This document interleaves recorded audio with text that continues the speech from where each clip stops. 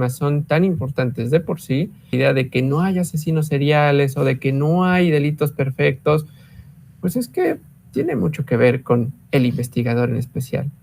Y entonces, ese investigador, desde un enfoque criminalístico, criminológico, biológico, psicológico y todos los campos de aplicación científico, podamos entender lo siguiente: la autopsia psicológica es una técnica importante.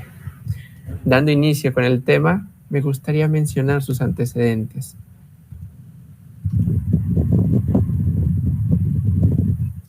La autopsia psicológica tiene un uso muy indispensable.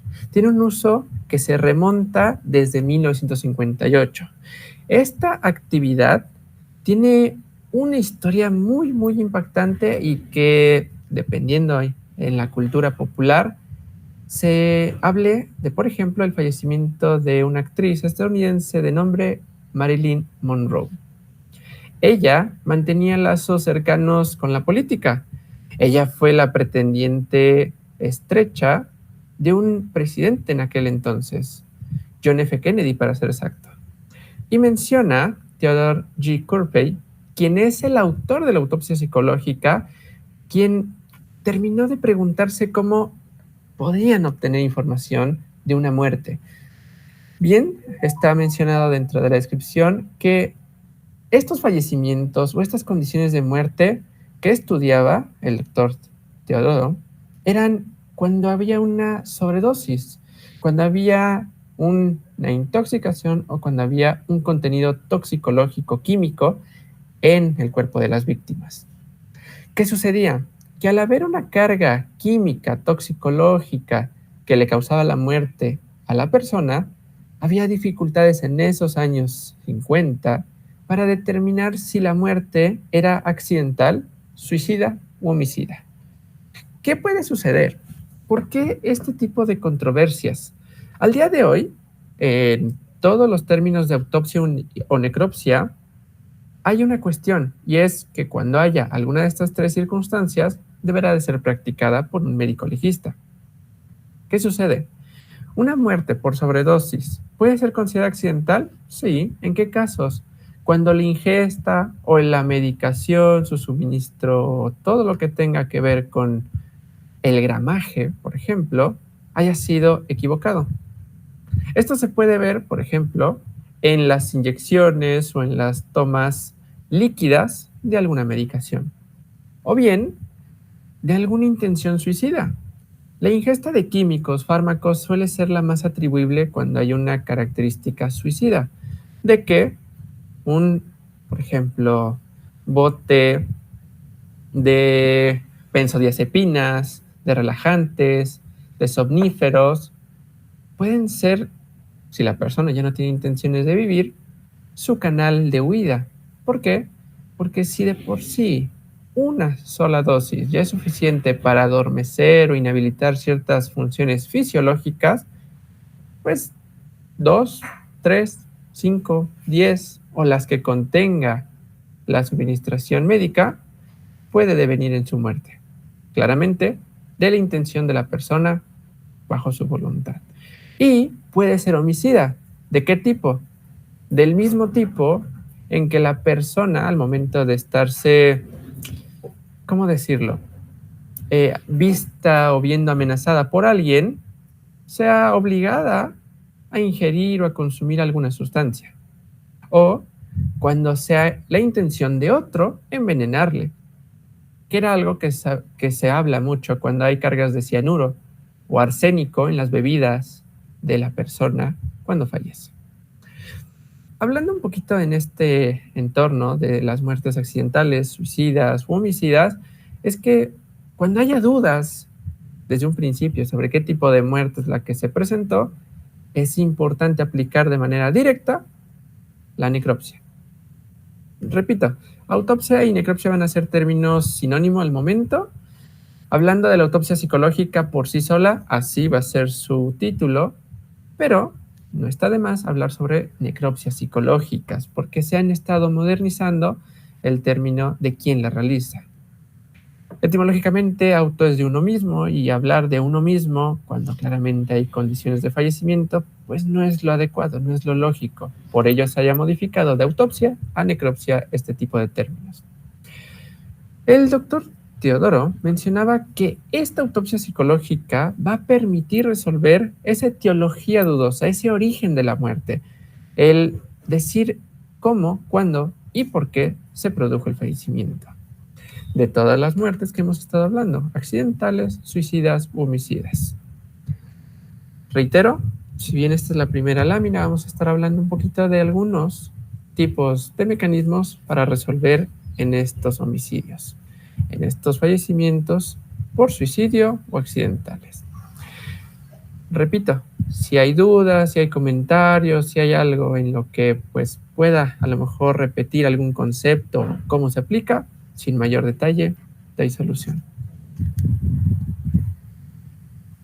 Cuando llevamos este tipo de técnicas o cuando hablamos de una pericial, si bien ya sabemos que la autopsia psicológica puede ser útil en estos casos, tenemos que tener en mente algo muy importante: principios periciales. Si bien en el proceso penal hay claramente 5 principios constitucionales, tal y como lo menciona su artículo 20 constitucional del Estado mexicano, es vital para el principio pericial agregar 2 del procesal, como lo puede ser la presunción de inocencia y la igualdad ante la ley. Entonces, 3 principios constitucionales de la pericial va a ser la inmediación, la publicidad y la contradicción. Y 2 principios procesales para nuestras periciales va a ser la presunción de inocencia y la igualdad ante la ley. ¿Por qué? El principio de la inmediación es porque lo que vayamos a desahogar en nuestras periciales, como bien lo puede ser un testimonio, como lo puede ser un dictamen médico legal o como lo puede ser en todo caso el trabajo hecho por un profesional, es que debe de ser enfrente de nuestro límite horizontal, el cual es Ministerio Público y Defensa, o un límite vertical frente a un juez. Estos límites van a tener en cuenta que si hay un desahogo pericial, yo no le puedo anticipar las respuestas al juez porque puede dar lugar a impunidad, corrupción o contaminación lógica jurisprudencial. Llevando este principio de inmediación es que también, mientras que las 2 partes desahogan sus propias periciales ante un juez, va a haber un principio como lo es la publicidad. ¿Qué significa? Que todo lo que se desahogue en una audiencia, dependiendo de sus límites legales, puede ser presenciado por un público o por la sociedad mexicana. ¿De qué manera? El público que puede llegar a las audiencias van a servir para verificar que el Ministerio Público está haciendo un buen trabajo de representación social. El defensor público o particular va a tener también que ser supervisado de alguna manera por el escrutinio social. Y no tan solo los 20 o 30 que pues normalmente se suelen ver en audiencia van a ser quienes avalen el proceso, sino también cuando en las noticias, cuando en una gaceta de la Federación leamos muchos de estos criterios. Una manera de encontrar el principio de publicidad es cuando la Suprema Corte de Justicia de la Nación emite tesis o jurisprudencias. Después de todo, la manera de llevar este proceso penal va a tener muchos ámbitos de aplicación. Y la publicidad va a ser cómo vamos a promocionar o a ilustrar la lógica de las personas. Después, decíamos que va a haber este desahogo de las periciales, un control horizontal o una evidencia horizontal. ¿A qué nos referimos? Que lo que proponga el Ministerio Público lo pueda objetar, contradecir o contrarrestar la defensa. Y lo que promueva la defensa podrá hacer uso de esta contradicción Ministerio Público. No por nada, cuando llegamos a términos de interrogatorio y contrainterrogatorio, nos daremos cuenta que quienes están dispuestos a objetar, pues es la contraparte. Por ello que la contradicción sea importante. Igual, recordemos algo.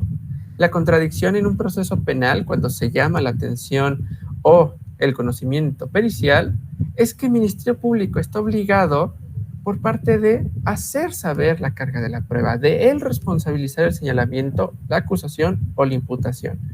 El defensor tendrá la necesidad de demostrar la inocencia de su defendido.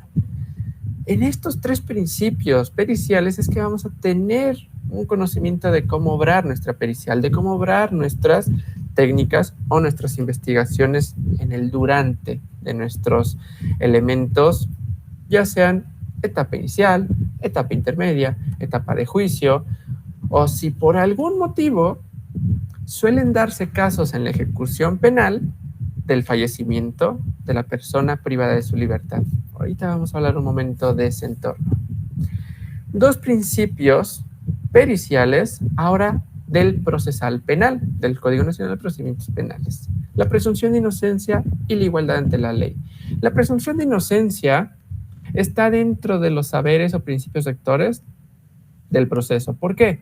Porque hasta que no se demuestre lo contrario, la persona será considerada inocente.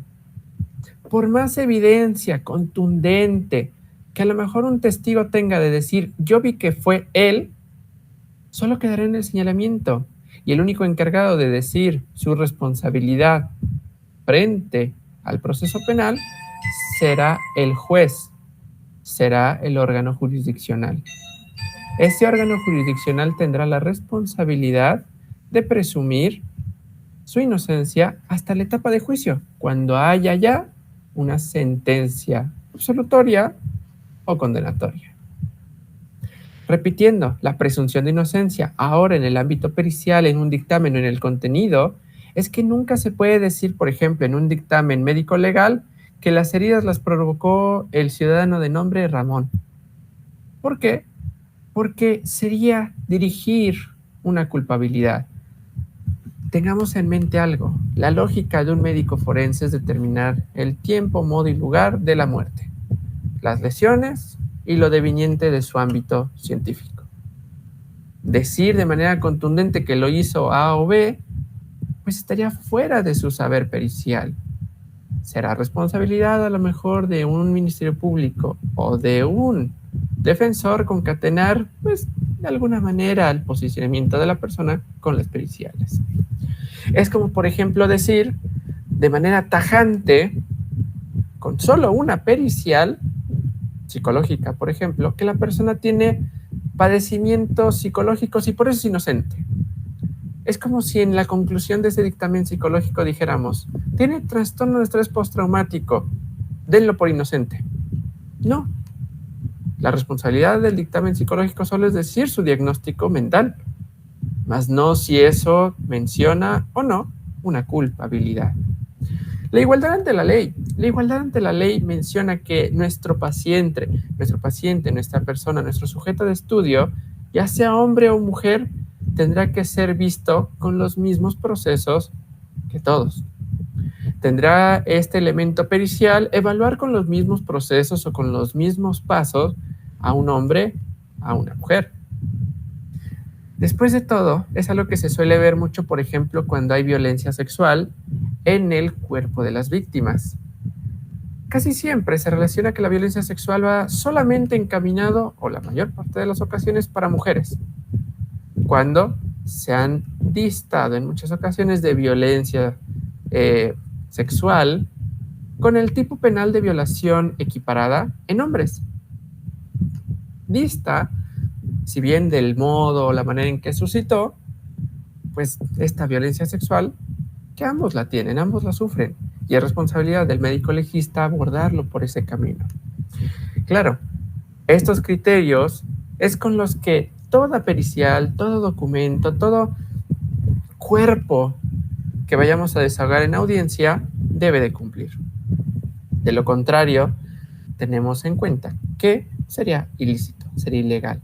Si nuestra pericial suele ir en contra de alguno de estos principios, por ejemplo, podemos decir que se solicite su desahogo. ¿Por qué? Porque, digo, la publicidad puede ser un problema para el Estado mexicano. ¿De qué sentido?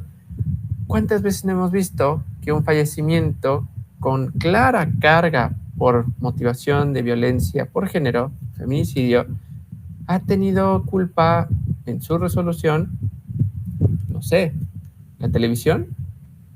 las redes? ¿Cuántos problemas se han vuelto mediáticos y tienen una solución tan apresurada que a veces tenemos a responsables impunes? O por el contrario, ¿cuántas veces hemos visto que la presunción de inocencia y la igualdad ante la ley causa que las personas o los mismos defensores y Ministerio Público quieran cambiar el sentido de la pericial? ¿Cuántas ocasiones habremos escuchado que el abogado le paga a un perito que siempre aparece en todos lados para que su contenido sea modificado, que no sea objetivo, que esté alterando o amañando pues la evidencia identificada? Digo, los principios periciales en este campo, si bien son otros tantos, estos 5 son los que siempre se deben de respaldar en el contenido a desahogar. Reiterando, la autopsia psicológica, viendo de manera puntual cómo vamos a estar trabajando, de qué manera y cómo aplicarlo, tendremos, en palabras de Teresita García Pérez, 2 ámbitos de trabajo, uno profesional y uno empírico.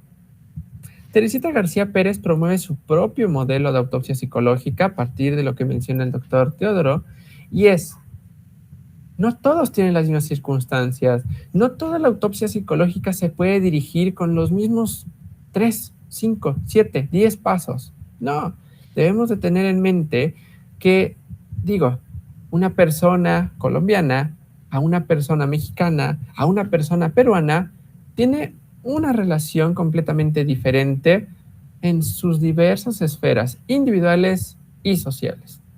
Por esto se menciona que trabajar la autopsia psicológica tiene un campo profesional. ¿Por qué? Porque el profesional, aparte de apegarse a sus principios rectores de la ley, por ejemplo, los que acabamos de ver para México son los anteriores del procesal penal, es también decir, yo debo de adecuarme no a lo que pienso o a lo que creo, sino a la información obtenida de la persona con la que voy a trabajar. Dejar de lado los prejuicios o dejar de lado lo que yo creo.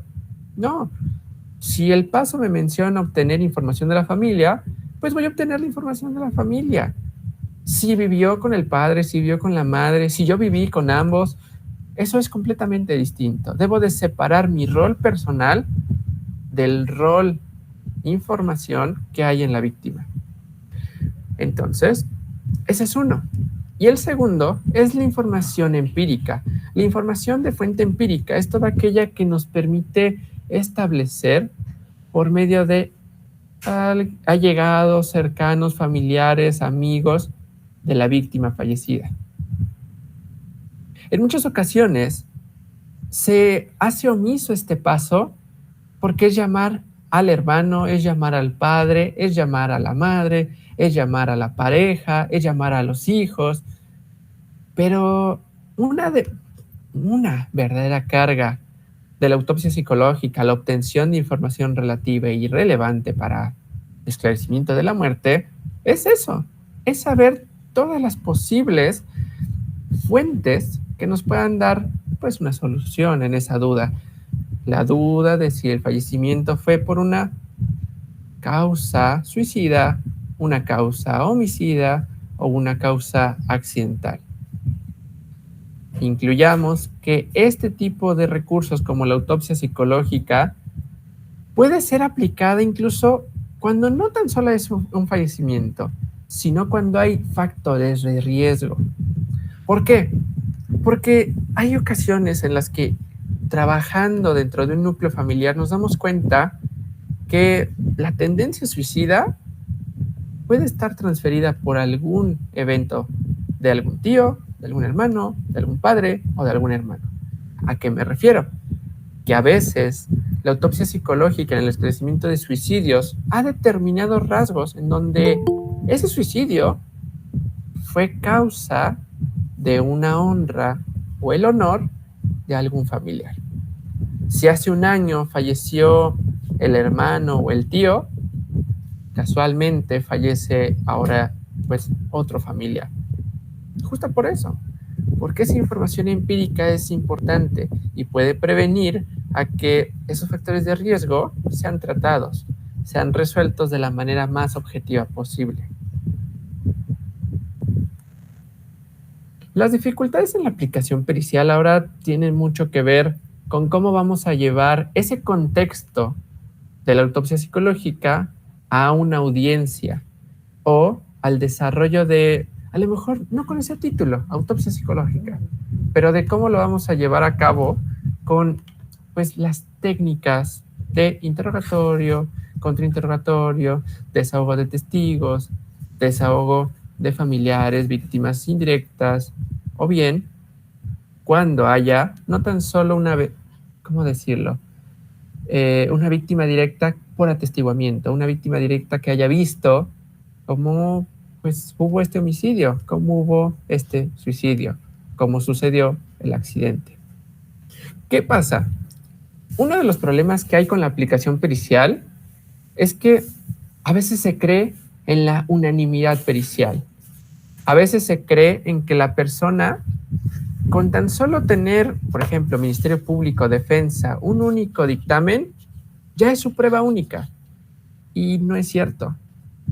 A veces, por más contundente que sea un dictamen, tengamos en cuenta que es mejor ilustrar a un juez, a un órgano jurisdiccional, con varios elementos, con varios criterios periciales.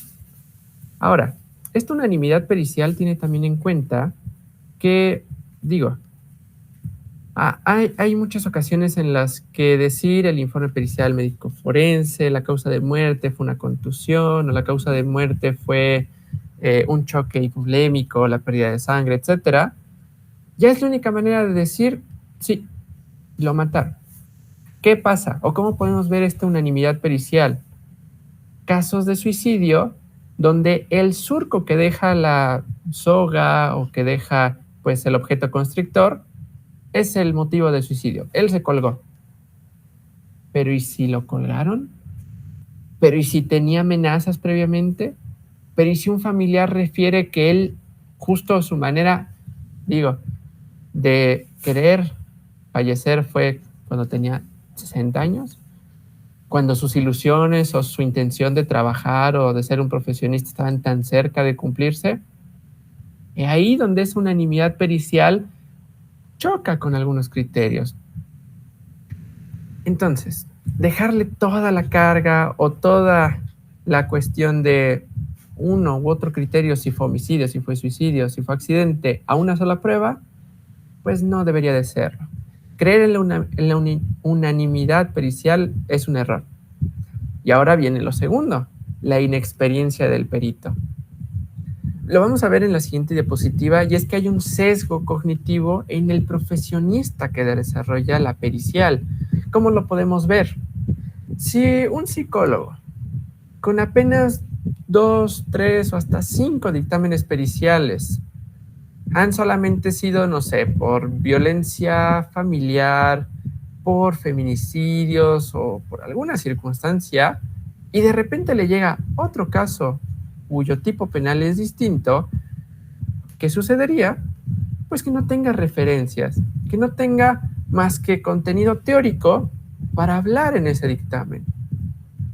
Claro que es válido porque es un profesionista, dedicó años de estudio para tener el grado y la cédula profesional que le corresponde, pero si en el desarrollo del proceso penal tenemos un perito que apenas viene incursionando en su elaboración de dictámenes, vamos a notar una clara diferencia con aquel que lleva 50, 100, 200 dictámenes. Y también recordar algo, ¿cuántos dictámenes han favorecido la opinión del Ministerio Público o defensor? Eso también suele ser un criterio muy importante al momento de interrogar a la persona profesional que desarrolla este tipo de dictámenes. ¿Qué pasa también? La intención y los sesgos. Un problema que hay en este ámbito es que quien realiza la pericial es incauto al momento de hacer su dictamen, involucrando sus propias emociones. ¿Por qué? Porque a veces en todo este desarrollo camino académico no se habla, por ejemplo, de la despersonalización, de que el profesionista puede tener ciertas heridas o ciertos rasgos que puedan empatizar en algún momento con algún caso. Como puede ser cuando, por ejemplo, el perito lleve un caso de suicidio, el criminalista, el criminólogo, el psicólogo, y se acuerde que él también falleció un familiar suyo por suicidio. Un profesionista objetivo no va a involucrar esos eventos de su vida en el desarrollo pericial. Pero ¿y si sucede? Nuestro contenido, nuestros diversos espacios o párrafos van a tener problemas de la intención y los sesgos con el que se va a ilustrar al órgano jurisdiccional. Además, esto no es lo único. ¿Qué pasa cuando hay una presión por parte de quien te representa o quien te contrata? Ministerio Público o defensor. Oye, perito, pon en el contenido que la causa de fallecimiento tiene más tiempo. O pon que las lesiones fueron la causa de la muerte. O pon que todos estos contenidos vayan en virtud de lo que yo quiero decir. Y es ahí donde la intención surte efecto. Shirley, adelante.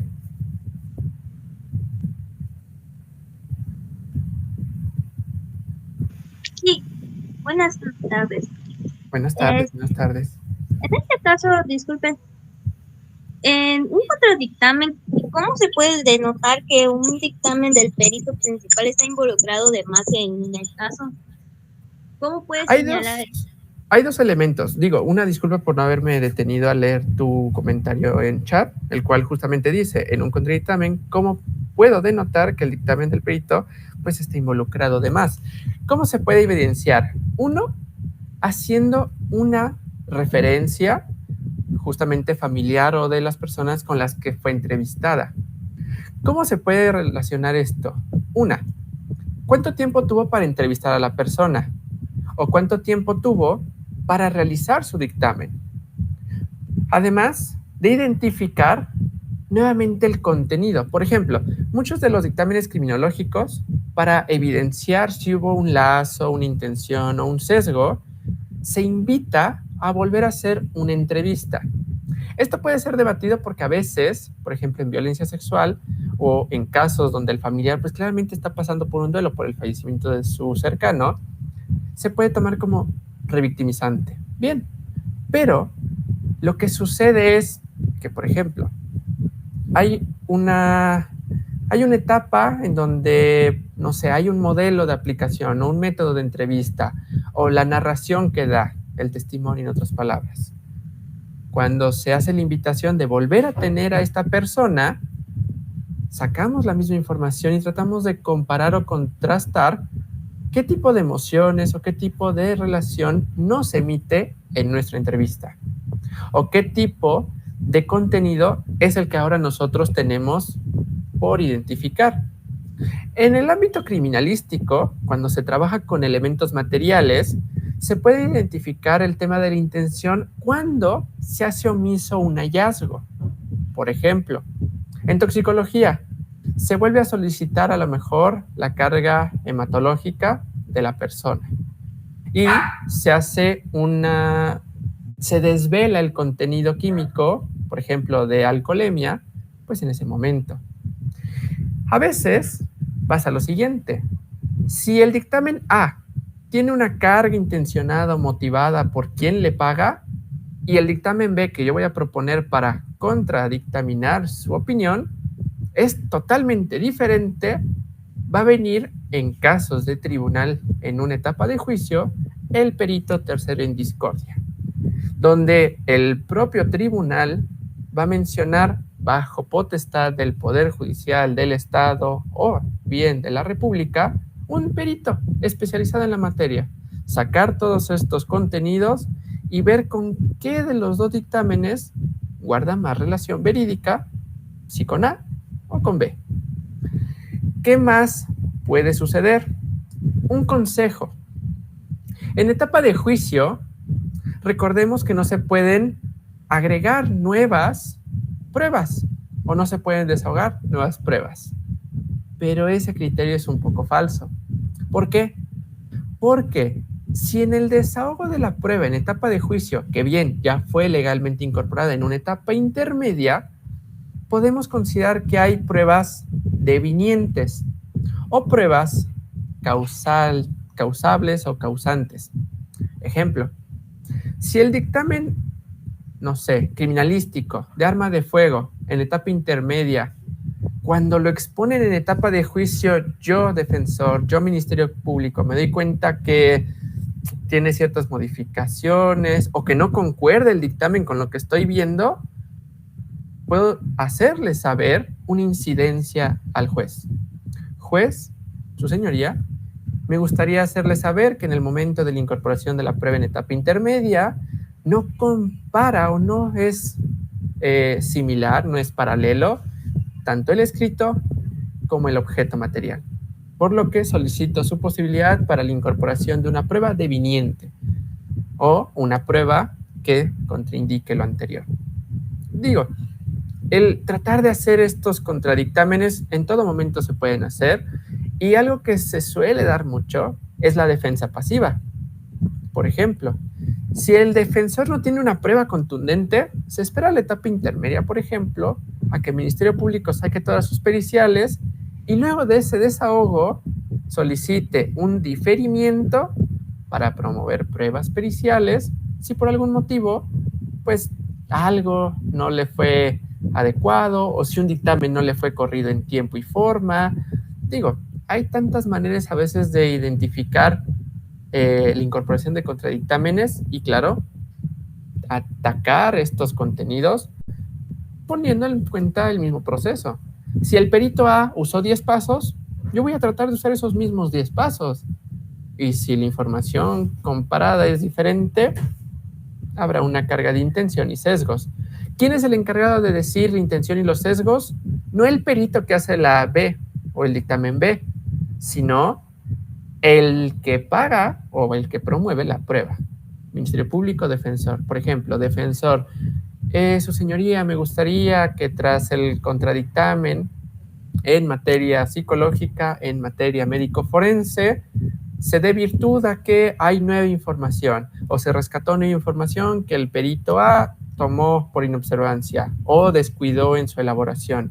Entonces, siempre hay una función de tratar de acompañarlo. Si el perito A aplicó 10 pasos y yo aplico los mismos 10 pasos, puedo agregar a lo mejor 5 más. ¿Pero por qué? Porque en esos 10 me di cuenta que el contenido es distinto. No sé si resolví hasta el momento tu cuestión, Shirley. Sí, muchísimas gracias. El gusto es mío. Y ahora, el último más importante. Muy recientemente, el día de ayer, tuve justamente este tema en donde, de manera puntual, la valoración pericial va a estar acompañada de solamente un criterio, la jurisprudencia del órgano jurisdiccional o el criterio de lógica jurisprudencial. Si un dictamen, claramente sabemos, por ejemplo, criminológico, está encaminado a la persona que estamos haciendo imputación, acusación, etcétera, para sacar ciertas esferas y contenido, debe de valorarse que a quien lo vamos a exponer no es a la contraparte, es a un juez. El juez puede estar capacitado en criminología, sí, pero ¿y si no? Puede estar capacitado en psicología, pero ¿y si no? Debemos de ser lo más prácticos posibles, lo más lógico posibles en este contenido pericial para ilustrar al juez y de una opinión absolutoria, condenatoria por medio de su sentencia. Entonces, esta valoración pericial tiene muchas cuestiones y una que les puedo hacer saber desde ya es, por ejemplo, decir en psicología o en criminología, en victimología, que un método de la investigación fue el método científico. ¿Por qué les hago esta mención? Porque aplicando un poquito la unanimidad, la inexperiencia, la intención y la valoración, es que, por ejemplo, al perito le dicen, siempre tu dictamen vérsalo con el método científico. Bien, pero ¿cuál es uno de los pasos del método científico? La experimentación. Y llevándolo al campo, hay muchas ocasiones en que el Ministerio Público o el mismo defensor puede ver este método científico con solo ese rubro de experimentar. Oiga, ¿cómo es que experimentó con la víctima en la entrevista? ¿Cómo experimentó con la víctima? ¿Cómo experimentó con el imputado?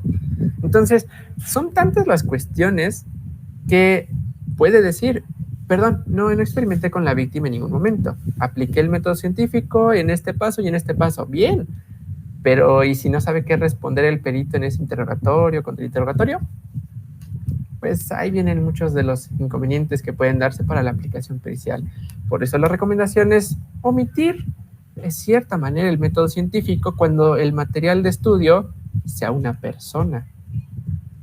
Hay claramente otros, hay históricos analíticos para entender a su familia, hay métodos descriptivos, hay métodos explicativos, hay muchos métodos, no solo es el científico. El decálogo pericial es el que se encuentra en pantalla, donde todo perito profesional de cualquier ámbito, psicológico, médico, biológico, etcétera, debe de aplicarlo. Un conocimiento bien encaminado, debe de ser ético, debe de obrar para el bien, debe de ser profesional aplicando sus conocimientos, debe de ser veraz, debe de decir la verdad, debe de ser objetivo y desinteresado, debo de decir lo que la información me da. No voy a decir lo que me pide defensa o ministerio público, voy a ser lo más real posible. Para esto me cobro y para esto voy a dar mi opinión. El aprendizaje, la actualización y la apertura es, no todo perito es experto. Si bien tiene esa connotación, siempre debe de estar aprendiendo, siempre debe de estar actualizándose. Es experto porque tiene una práctica, mas no porque sea completamente verdad y únicamente puntual su conocimiento. La apertura es eso, de que hay peritos que muchas veces les desechan su prueba por uno u otro punto y debe de saber, pues, aplicar estos errores, su corrección, para que no lo repita. El reconocimiento del impacto. Un perito tiene la gran posibilidad de que, por ejemplo, para el Ministerio Público haya la carga de la prueba. La opinión del perito puede volver culpable a un inocente en la perspectiva de un juez. Entonces, estos cinco puntos del decálogo en compañía de la interrelación profesional es, tú no eres un todólogo.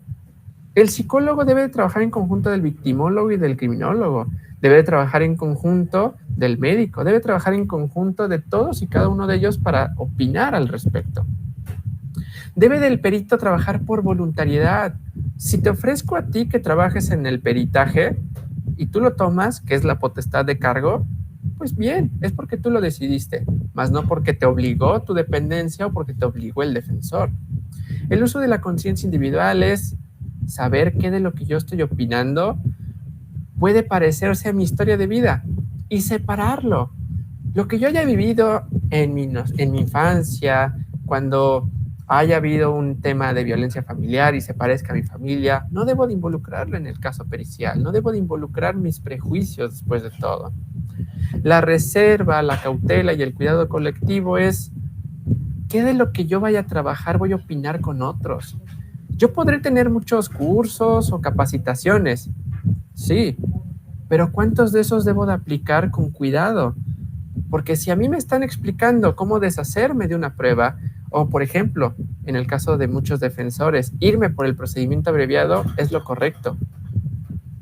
¿Cuántas veces la suspensión condicional es la manera correcta para resolver un problema? Por ello es que a veces saber del proceso, saber de uno u otro recurso, saber de un conocimiento u otro, puede ser un arma de doble filo. Puedo ser impune aún aplicando medios legales.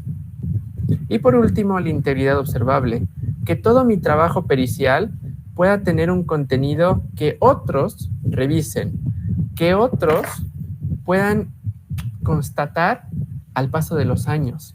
Que si hoy terminamos el juicio, dentro de un año puedan volver a leer la carpeta y digan, hizo muy buen trabajo el perito, o le falló esto, o debió de haber hecho esto.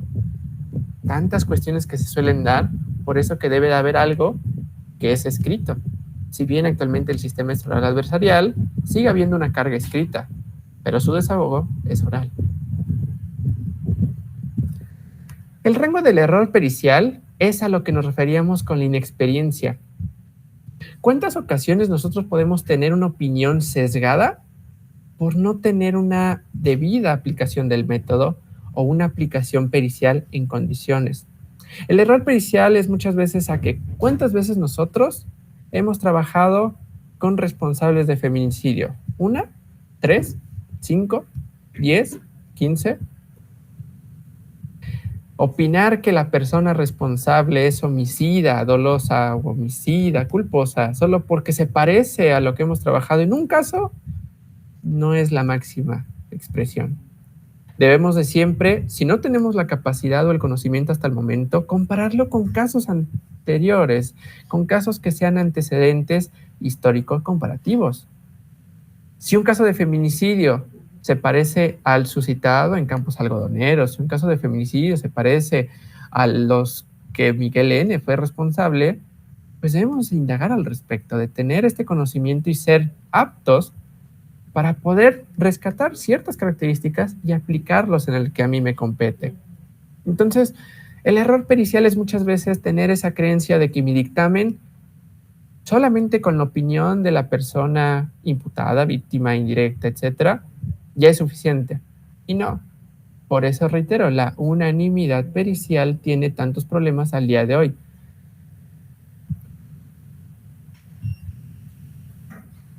El modelo de autopsia psicológica integrado, que es el que menciona justamente Teresita García, es un instrumento, tal y como lo dice su definición, de exploración. Es confiable, válido, sensible y replicable. Es confiable, ¿por qué? Porque nosotros no tan solo estamos preguntándole a un familiar, sino a muchos familiares. Es válido porque en nuestro sistema penal no aparece como autopsia psicológica la prueba, sino aparece como mecánica de hechos o como reconstrucción de los hechos. ¿Por qué? Porque es válido. Es válido puntualizarlo porque lo que estuvimos estudiando fue el contenido de una testimonial. ¿Testimonial de quién? Del hermano, del padre, de la madre, de sus amigos, de sus compañeros de trabajo, compañeros de la escuela. Todos ellos. Es sensible y replicable, ¿por qué? Porque podemos compararlo con eventos en el pasado. Un caso de suicidio se puede comparar claramente en el pasado. Un caso de violencia que vaya desde las amenazas hasta el fallecimiento por una violencia feminicida, pues tiene antecedentes. ¿Cuántos casos de feminicidio cuando hay una persona claramente por perspectiva de género, mujer, fallecida, no pasó por haber denunciado al Ministerio Público, no pasó por haber hablado con sus familiares y decir, es que me pasa esto? Por eso es sensible y replicable, porque lamentablemente tenemos tantos casos de fallecimiento por accidentes, por suicidios y por homicidios, que podemos ir al pasado y ver qué de su contenido es importante. ¿Qué es lo importante en un dictamen con perspectiva del modelo de autopsia psicológica integrado? Este contenido tiene componentes de una ficha sociodemográfica en donde vamos a estudiar pues el contenido de la sociedad que la acompañó, en donde nació, quién fue su familia, con quién formó su familia y con quiénes estuvo constantemente pues en esta vida. Es demográfica, ¿por qué? Porque el mismo conocimiento que pueda haber de la perspectiva familiar, amorosa, pues es completamente distinto de la pareja que puede ver en Nuevo León, que pueda haber del Estado de México. Ahí es donde entra un poquito en juego qué tanta de la carga machista o misógina puede haber, por ejemplo. Por eso que esa es sociodemográfica.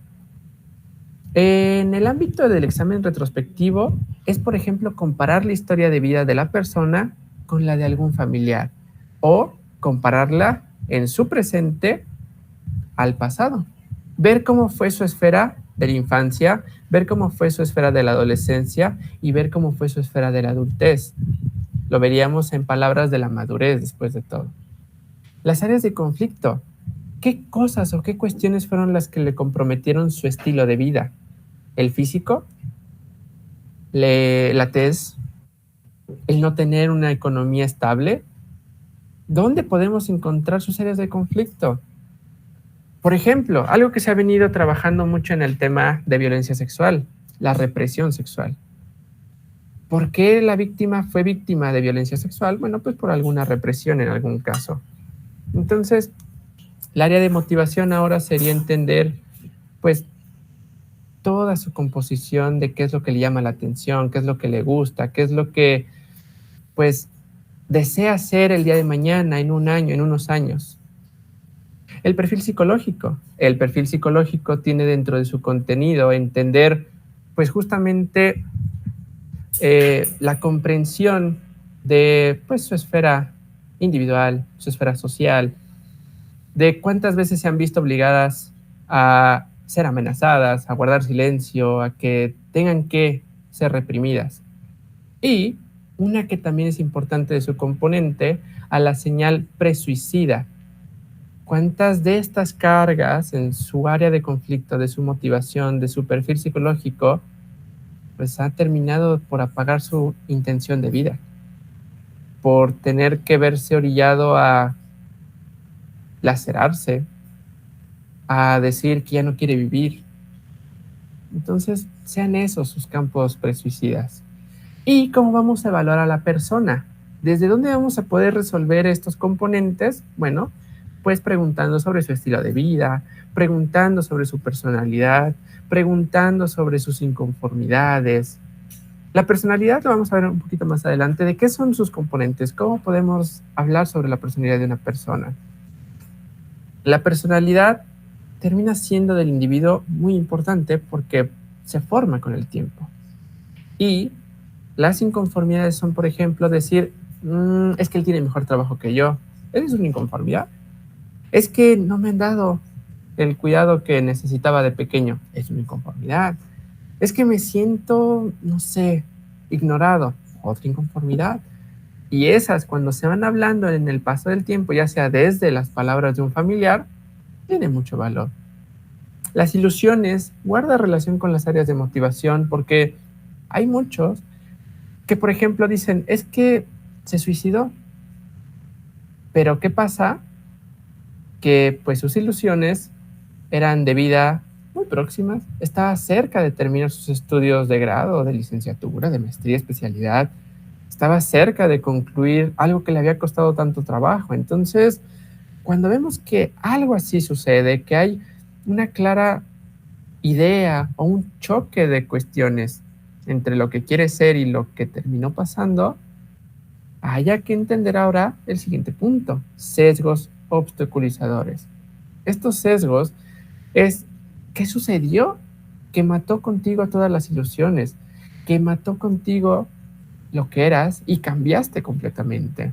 ¿Por qué cambió su personalidad? ¿Por qué mostró señales presuicidas entre sus componentes? Bueno, pues esos agentes obstaculizadores puede ser el que tenga un compañero de trabajo que lo violente, el que tenga un compañero de vida, pareja, esposo, que le esté dañando anímicamente, emocionalmente, fisiológicamente, etc. El riesgo de accidentabilidad. ¿Qué tanto se puede parecer su estilo de vida, su personalidad, sus inconformidades, su ilusión y su agente obstaculizador con el de alguien cercano? Esto se da mucho, esta evaluación en especial, cuando presencian el fallecimiento de alguien cercano. Cuando alguien que era su mayor amor ya no se encuentra con vida. Lo podemos ver mucho, por ejemplo, esta evaluación con adolescentes. ¿Por qué? Porque muchos están bajo la tutela o el cuidado de sus abuelos o sus abuelas. Y cuando estos individuos, estas personas que idolatran y cuidan, fallecen, quedan ante un riesgo de accidentabilidad. Y ese riesgo de accidentabilidad es que los lleve a destruirse consumiendo drogas, consumiendo alcohol, lacerando su cuerpo o perdiendo completamente el respeto sobre sus mismas acciones. Este modelo de autopsia psicológica integrado, que es el MAPI, el cual Teresita García hace elaboración, data de 1999 y su contexto sociodemográfico en un inicio era cubano. Entonces, habría que empezar a establecer cómo estos componentes y esta evaluación han estado homologados para la mayoría de países latinoamericanos. Cómo el MAPI se puede aplicar en nuestra sociedad mexicana. El MAPI siempre va a entender rastros individuales. Psicológicamente hemos hablado de que hay información predisponente, detonante y preparante. La predisponente son agentes biológicos y psicológicos con los que nace la persona o tiene al momento de su infancia, por ejemplo. O bien, características detonantes preparantes que se van formando con el tiempo. Por ejemplo, una preparante puede ser, en todo caso, el que, no sé, la persona responsable o la persona víctima esté siendo desamparada por su familia. El desamparo de los padres desde alguien que le cuide puede ser algo preparante porque queda vulnerable, queda sujeto a ese riesgo de accidentabilidad. Y el detonante va a ser la sumatoria de ambos cuando compaginen al momento. Cuando, por ejemplo, hoy tenga dos palabras que me impacten demasiado, el tú no sirves para nada. El tú no sirves para nada, en sumatoria del predisponente y el preparante, puede llevar a que trate a la persona de manera iracunda, que me vea volcado completamente por mis emociones agresivas, que me vea volcado a empezar a pensar cómo yo, planeando o viendo el comportamiento de esa persona que me dijo que no sirvo para nada, voy a hacerle daño. Entonces, ese detonante, ese causal es lo que termina, dirían coloquialmente, siendo la gota que derrama el vaso. Entonces, todos estos componentes son del individuo, son sus ámbitos personales, individuales, además de los sociales. ¿Y cuáles van a ser esos sociales? La escuela, la familia, la sociedad misma y el trabajo. La sociedad, muchas veces para no confundirlo con factor social, se denomina comunidad o factores de la comunidad. Por ejemplo, hay muchas evaluaciones que aplican cómo es tu comunidad, cómo te llevas con tus vecinos, cómo te llevas con los que viven en tu misma calle, cómo te llevas con los de tu misma cercanía, por ejemplo, al espacio de trabajo. No dentro del trabajo, que son claramente tus compañeros, sino con el que trabaja en el despacho de enfrente, sino con el que encuentras a 3 calles. ¿Cómo te sientes en tu camino de regreso, en tu transporte? Todos estos ámbitos son propios de entender a la persona, de entender sus rostros individuales. Vamos a estar viendo que para aplicar un MAPI o un modelo de autopsia psicológica debidamente integrado, es reconocer todo esto, es reconocer la escuela, la familia, la sociedad y el trabajo, es reconocer, si no tenemos a lo mejor la formación en psicología, pedir cuáles son los datos predisponentes, los datos preparantes y detonantes de la persona. Y esto también los puede resolver en cierta medida un criminólogo o un victimólogo, pero porque se relaciona en todo momento. Si queremos ilustrar más a fondo los predisponentes, es hablar con el biólogo y con el psicólogo para encontrar sus diagnósticos de nacimiento. Otro de los métodos para encontrar rasgos predisponentes, como se observa en la imagen, es en la gestación.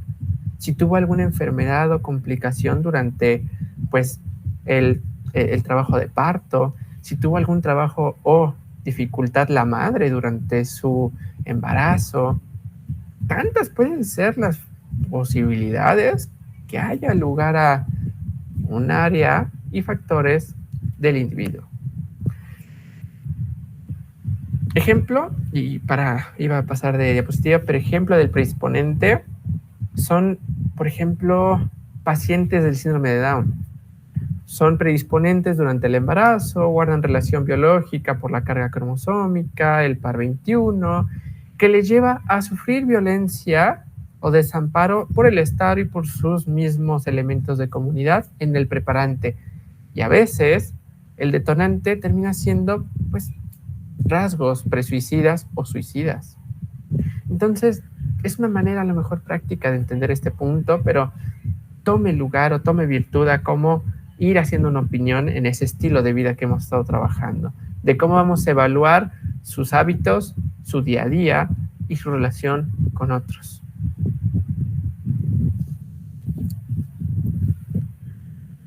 El elemento de estudio fundamental cuando vamos a empezar a trabajar con un individuo o individuos es, por ejemplo, el tema de la entrevista, el tema de la información relevante, información complementaria. Bueno, pues en este momento lo que nos va a interesar a nosotros resolver es saber datos generales. ¿Cómo te llamas? ¿Qué edad tienes? ¿Desde cuándo conoces a tal persona? Todos los elementos de qué relación guardas con él. ¿Fue tu pareja? ¿Fue tu amigo? ¿Lo viste de lejos? Etcétera. Adelante, Araceli.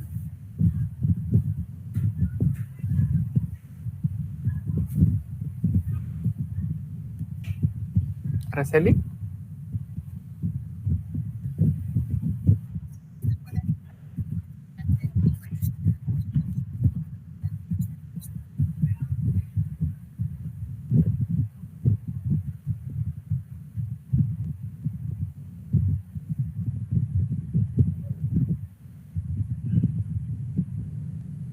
Araceli.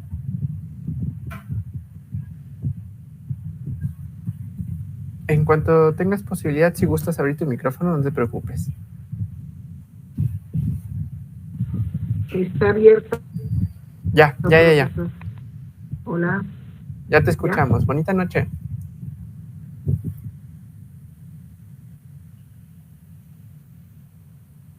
Adelante, Araceli.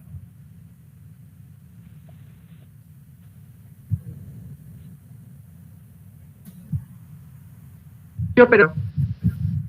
Hola. Hola.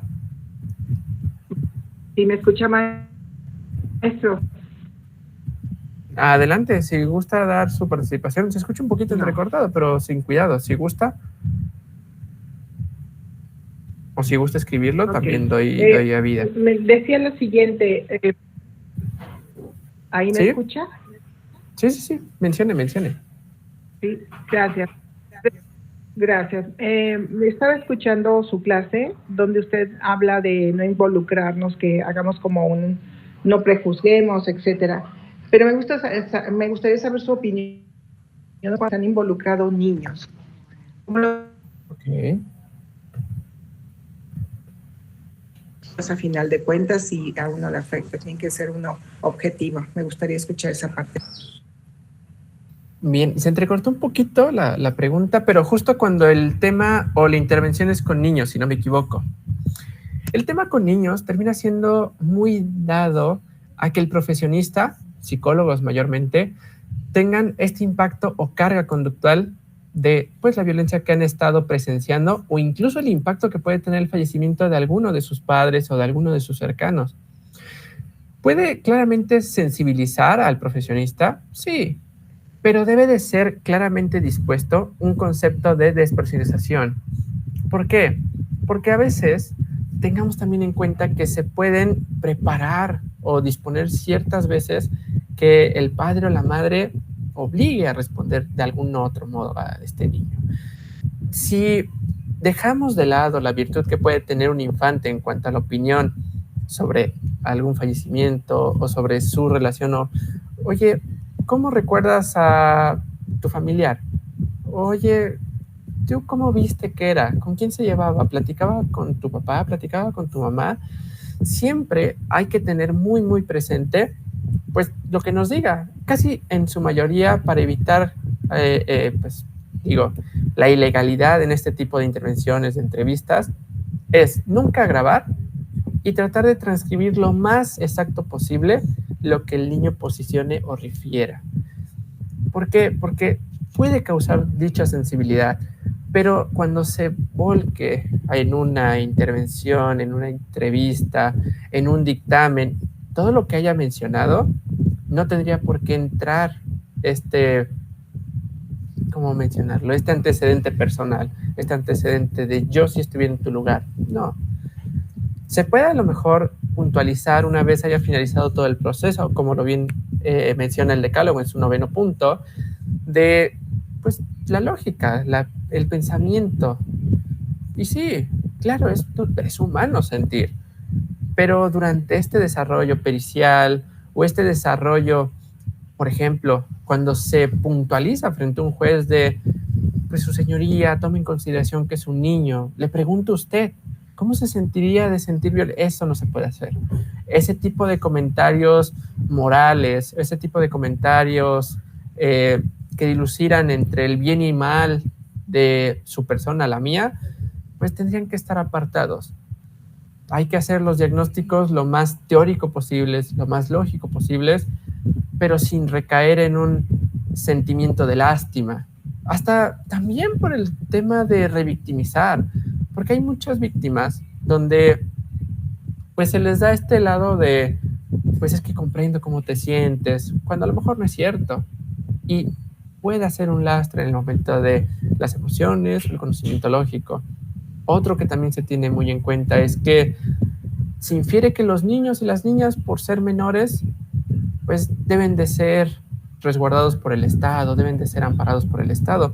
Pero recordemos que también ellos, y claro, a lo mejor no es tema de conversación en este momento, pues también tienen un control jurídico a partir de los 2 años en adelante. Entonces, el tener en cuenta sus criterios, sus motivaciones y sus referencias con otros puede ser objeto de causales. Por ejemplo, en un entorno académico, estudiantil, de secundaria, estos adolescentes pueden inducir al suicidio, por ejemplo, y decir, ay, es que era tu compañero y entiendo que estás llorando su pérdida. A veces es una manera de distraer a los que le preguntan en el capital humano o a los que les preguntan por medio de aseveraciones psicológicas o médicas. Entonces, por eso se hace tanto hincapié en que se plantee bien las preguntas, se planteen objetivamente y se deje de lado por un momento las emociones y todo aquello que pueda devenir de mi criterio personal. No lógico, no teórico, sino emocional.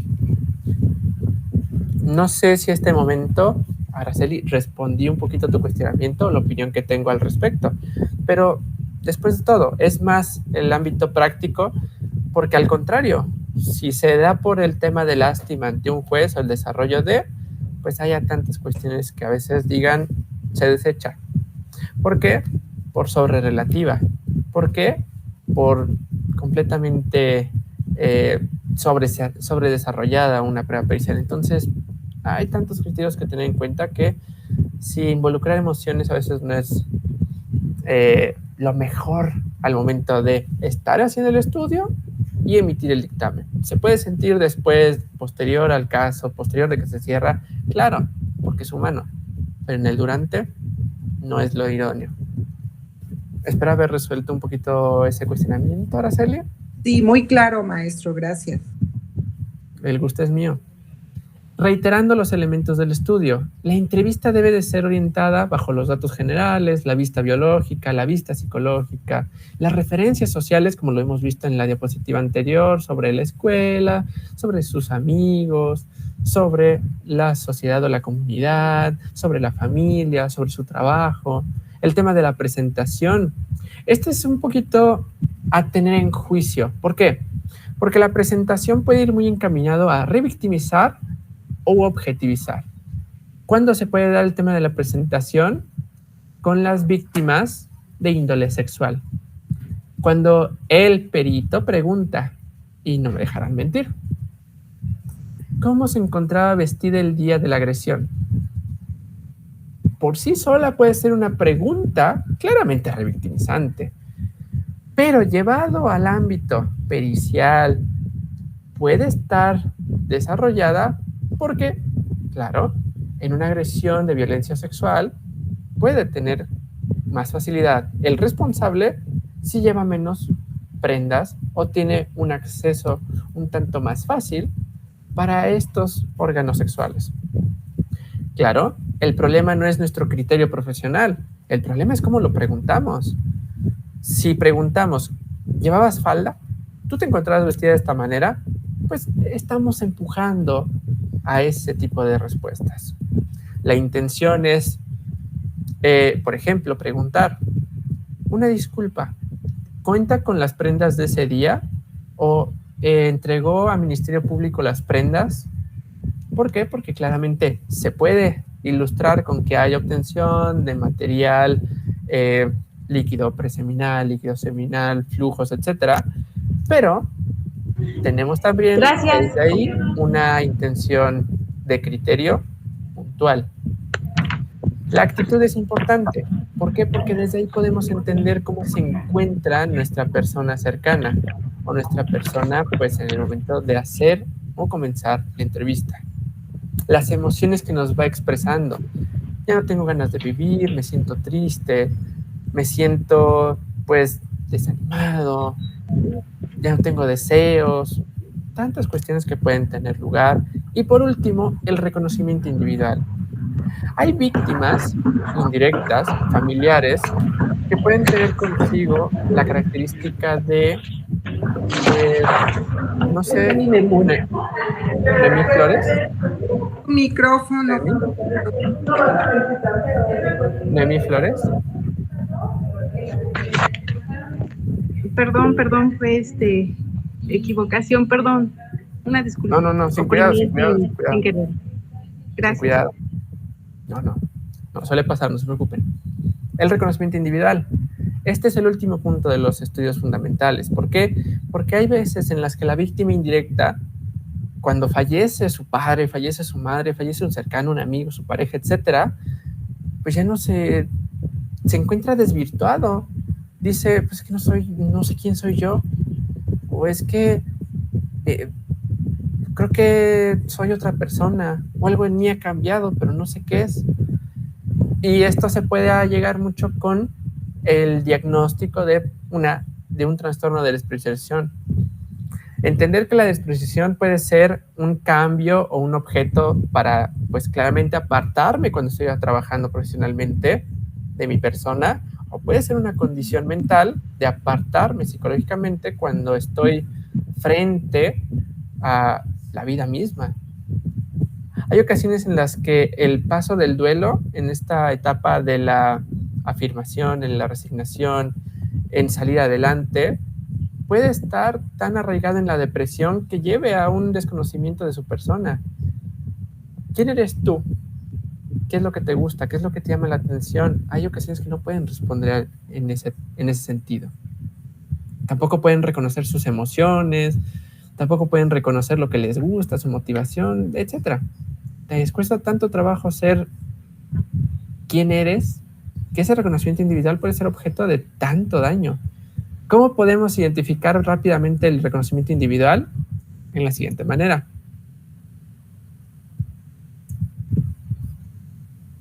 Me regreso, disculpa. En esto. En el reconocimiento individual puede ser variable, pero con resultados anteriormente evaluados. Por ejemplo, se puede tomar en cuenta un elemento laboral, como lo puede ser el FODA. Fortalezas, obstáculos, debilidades, aptitudes, en donde ese FODA posiciona a la persona hace 5 años. Pero si nos damos cuenta que el día de hoy no puede responder ni siquiera cuáles son sus fortalezas, pues tenemos un grave daño en el ámbito del reconocimiento individual. Y esto es ¿cómo decirlo? Es algo que en salud mental casi no se ha tratado. Y es, si ustedes en este preciso momento tuvieran que responder al reconocimiento individual o decir quiénes son, en qué eres bueno y en qué eres malo, ¿qué responderían? En esta diapositiva se encuentran los elementos que debe de contener cada uno de estos rubros. Datos generales, identificación sexual, creencias, medios de contacto, edad, nombre, sexo. En la vista biológica, los hábitos y los tipos de cuidados y procedimientos de salud. La vista psicológica, tipo la conducta que está manifestando o que ha manifestado en el pasado. La referencia social, que pues, son personas que conozcan y den información relevante de esta que ha fallecido. La presentación, considerar evitar características completamente pues que pasen de nuestra vista. O si nosotros vemos a la persona en ese momento con un aspecto higiénico o no higiénico, si lo vemos bien o mal vestido, si hay rasgaduras en su vestimenta, las lesiones que puede tener. Este ámbito de la presentación se da mucho con los checklists o protocolos de atención cuando llegan al lugar de intervención. La actitud son las emociones y expresiones al momento de llegar con nosotros. No las que nos va expresando, sino con las que le vemos. Una persona que tiene ojos llorosos mostrará una actitud triste. Una persona que se encuentra chapeada o enrojecida puede tener una actitud hostil o agresiva. ¿Todo por qué? Por los procesos fisiológicos que hemos estado entendiendo. Las emociones, ¿cómo nos puede dar en 2, 3 palabras su estado emocional? Personas que dicen es que no sirvo para nada, pues va de la mano con sentimientos de tristeza, de falta de reconocimiento personal, de depresión en muchas ocasiones. Entonces, todo tiene una función en cuanto a su diálogo y el cuestionamiento que le vamos haciendo. Y como bien lo mencionaba, el reconocimiento individual, que durante todas sus etapas previas pueda respondernos quién eres, por qué te encuentras aquí, cuál es la intención de tu respuesta como entrevistado. Noemí, tenías tu manita levantada desde hace un momento. ¿Deseas participar?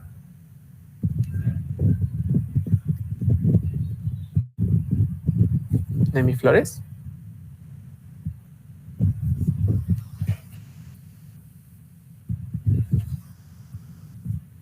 Si por algún motivo se da la incorporación de tu participación, sin problema, tú hazla.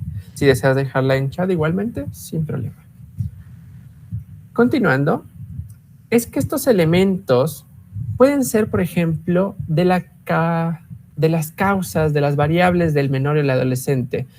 Uno de los datos generales que preguntamos es la edad, ¿cierto? Bueno, pues la casuística, las causales, los factores vulnerables, en palabras de Teresita García, es que los adolescentes, como están en este proceso de cambios, de reconocimiento y de funciones personales, pues poco mucho les va a pasar a favor de su persona.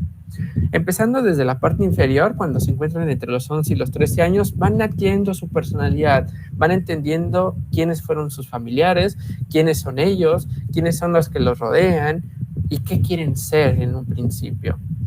Llegado a los 14, 16 años, empiezan a tener una relación sexual bajo preferencias y un aspecto social mayormente.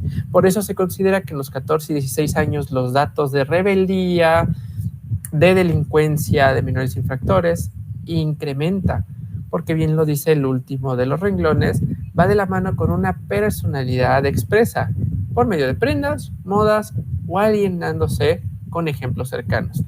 Y si sus ejemplos cercanos son, por ejemplo, los de la escuela, que pues puede haber casos de narcomenudeo, casos de vandalismo, de pandillerismo, etcétera, pues esa va a ser la manera en que se va a relacionar con otros. Eso, reitero, entre los 14 y 16 años.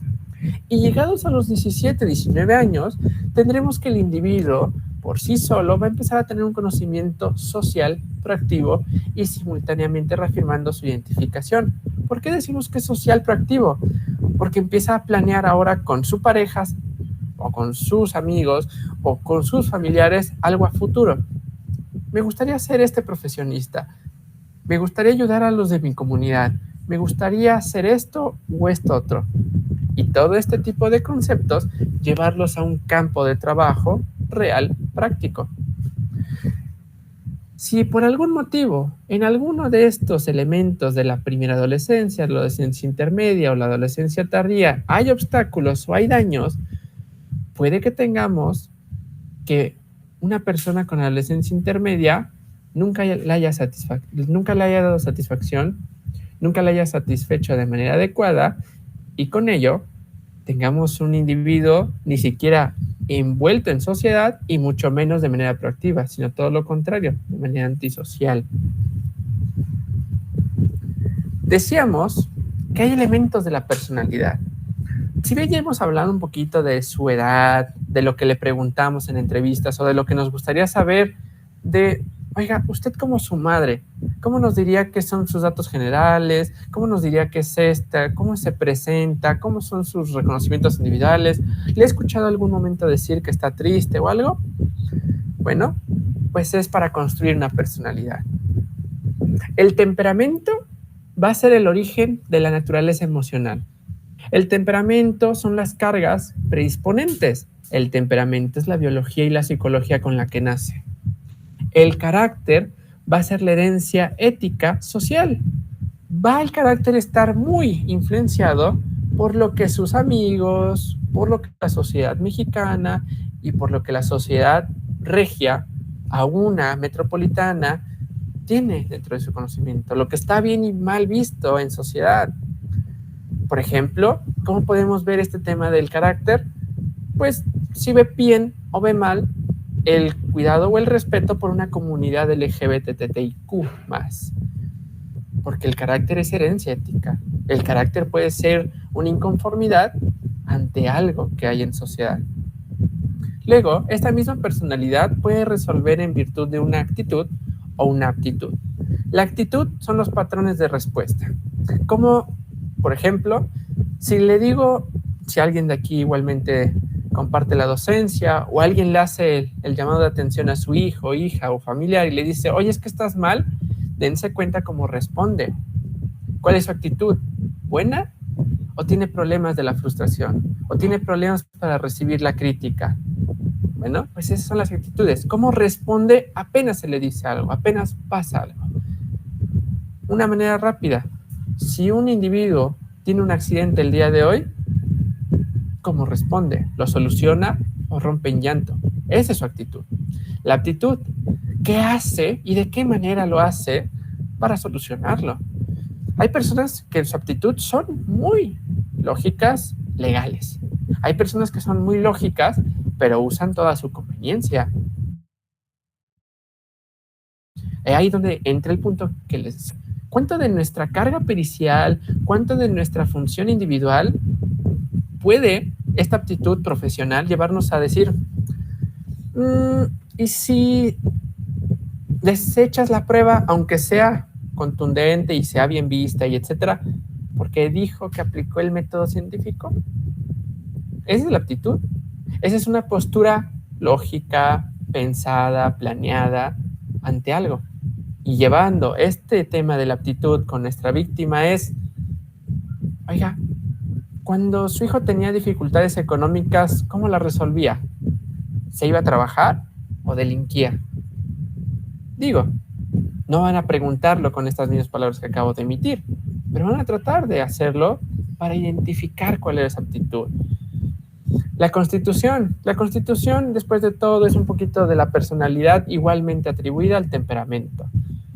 ¿Cómo podemos ver la personalidad en la Constitución? Con los denominados TACs o con las resoluciones tomográficas del cerebro. ¿Cuáles son los hemisferios que tienen más actividad? ¿El hemisferio izquierdo o el hemisferio derecho? ¿Qué lóbulo tiene más actividad? ¿El lóbulo frontal? ¿El lóbulo parietal? ¿El lóbulo occipital? ¿El lóbulo temporal? Esa es la Constitución. Para entender un poco más de la Constitución en la personalidad, les recomiendo las investigaciones de Adrian Rain, que justamente hablando un poquito de las causas criminógenas, dijo que las fallas mayormente mentales, causa del crimen, son el lóbulo frontal. Cuando el lóbulo frontal no trabaja de la mejor manera, causa problemas en todos sus demás elementos. Y por último, rasgos. Los rasgos son el elemento menos objetivo de la persona, porque a veces preguntar sobre los rasgos de otro puede ser difícil de entender. Por ejemplo, ¿qué música te gusta? ¿Qué música le agrada? ¿Qué escucha? ¿Qué lo pone triste? ¿Qué lo pone feliz? ¿Qué rasgo ha emitido con 2, 3 palabras? Esto lo podemos entender un poquito hasta en la personalidad narcisista. La personalidad narcisista tiene muchos rasgos donde la superioridad individual predomina. Es que yo soy todo, es que yo valgo mucho, es que yo, sin mí no eres nada. Y ese tipo de comentarios provienen de los rasgos. Y a veces establecer qué tanto impacto tiene el rasgo sobre toda la personalidad, pues tiene muchos criterios y muchas posturas, en donde recordemos uno de los principios del decálogo pericial es cuánto de lo que opinamos está interseccionalizado con otro. Por ello que haya tantas opiniones técnicas en medicina, en psicología, en criminología o en criminalística para un mismo elemento. El estudio conductual del MAPI, bien le hemos estado hablando de que tiene en cuenta la conducta social, asocial, parasocial, antisocial. Las características sociales son todas aquellas, y resumiendo un poco este recuadro, es cuando vemos una persona que comparte con otros, pero también es reservado. Está bien solo y está bien acompañado. Está bien de ambas maneras. Está bien también reconocer que hay personas que tienen características parasociales.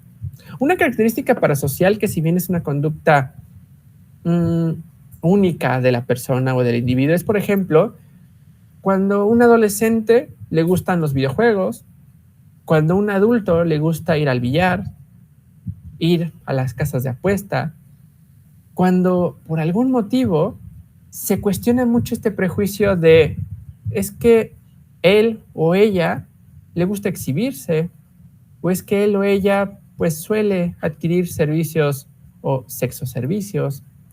Entonces, la carga parasocial es que se vincula con otros, aunque quienes lo realizan igual que él son muy pocos. El consumo del alcohol, por ejemplo, es una conducta parasocial. ¿Por qué? Porque no todos consumen alcohol. No es algo básico para vivir, mucho menos. Pero, ¿cuál es una de las características del consumo del alcohol?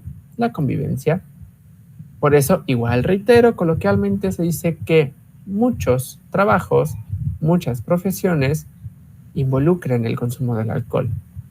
Entonces, es ahí donde el ámbito social y parasocial es la relación con otros. Y luego vienen las que no se relacionan con otros y son características conductuales rechazables. Por ejemplo, el asocial. Una persona que si bien pues no daña a otros, el problema es que no se involucra tampoco. Dicen que el que calla otorga. Y es algo que suele darse mucho, por ejemplo, en nuestras dependencias, en nuestros funcionarios públicos. Han tenido tantas conductas en el pasado por su carga personal que los vuelve asociales, de que el Ministerio Público nunca le interesa atender debidamente a la víctima. Y no lo digo por involucrar sus emociones, no, sino para entender cómo la víctima llegó a ser víctima, de entender cómo esta conducta social puede entenderlo al individuo. Con una víctima lo podemos ver bajo este estudio de la autopsia psicológica en, oiga, ¿su hijo o hija se relacionaba con alguien? Pues que yo recuerde, no tenía amigos. Si van a una escuela de esta persona fallecida es, oye, ¿y cómo se comportaba? No, pues es que era muy reservado, no hablaba con nadie. Una persona cuya conducta es asocial. O la más fácil de identificar a veces es la antisocial. Cuando esta persona víctima haya estado agrediendo o sufriendo agresiones en su contra. Las agresiones, recordemos que al llevar una carga de daño, está haciendo quebrantamiento de normas, valores o reglas. Entonces su conducta es antisocial. Es antisocial porque daña la relación de todos en común. ¿Cómo lo podemos ver? Que la persona haya emitido comentarios en contra de la comunidad LGBTTIQ+, que haya emitido comentarios por su tez de piel, que haya emitido comentarios por su estrato social. Eso va en contra de. El cuestionar a una persona ya lleva consigo una carga antisocial, lleva consigo el daño o la transgresión de los derechos de esa otra persona. Reitero, este estudio conductual va a tener muchos ámbitos y una persona, un único individuo, puede pasar por todos o puede tenerlos todos. Puede ser asocial en su trabajo, mientras que en su familia es alguien muy social.